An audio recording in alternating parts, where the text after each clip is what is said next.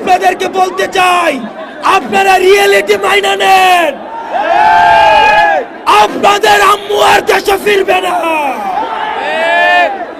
আমরা যাকে সীমান্তের উপরে পাঠিয়েছি, এই খুনি হাসিনা দেশে পুনর্বাসন হবে না।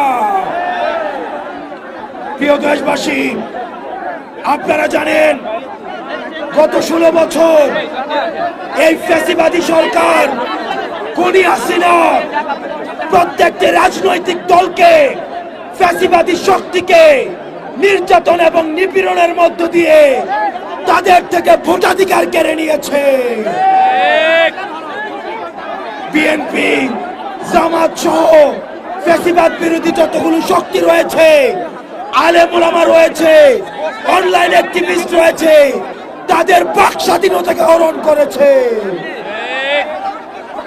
আমরা যারা জুলাই গণ অভ্যুত্থানে আমরা নেতৃত্ব দিয়েছি, আমাদের ডাকে সারা বাংলাদেশে মানুষ রাস্তায় নেমে এসেছে এবং আমরা এই হাসিনাকে পালিয়ে যেতে বাধ্য করেছি।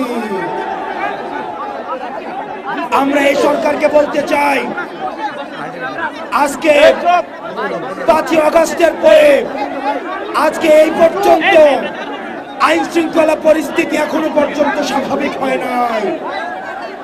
দ্রব্যমূল্য এখনো নিয়ন্ত্রণে আসে নাই। আপনি যদি মনে করেন, বারবার বলতে থাকেন সিন্ডিকেট এক হাত থেকে আরেক হাতে গিয়েছে, তাহলে আপনার কাজটা কি? যেখানে এই সিন্ডিকেটের হাত ভেঙে দিতে হবে। দ্রব্যমূল্যকে মানুষের নিয়ন্ত্রণে আনতে হবে, আইন শৃঙ্খলা পরিস্থিতিকে স্বাভাবিক করতে হবে।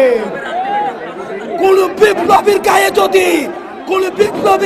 যদি আক্রমণ করা হয়, এই সরকারকে তার দায়ভার নিতে হবে। আজকে এতদিন হয়ে গিয়েছে, আপনারা জানেন আমরা এখনো পর্যন্ত বিচার বহির্ভূত যে হত্যাকাণ্ডগুলো হয়েছে, এই হত্যাকাণ্ডের বিচার নিশ্চিত করতে পারি না। আমরা দেখেছি পিলখানা হত্যাকাণ্ড, এই পিলখানা হত্যাকাণ্ড দেশপ্রেমী অফিসারদেরকে একজন একজন করে মেরে ফেলা হয়েছে। আমরা চাই অতি শীঘ্রই এই পিলখানা হত্যাকাণ্ডের বিচার নিশ্চিত করতে হবে।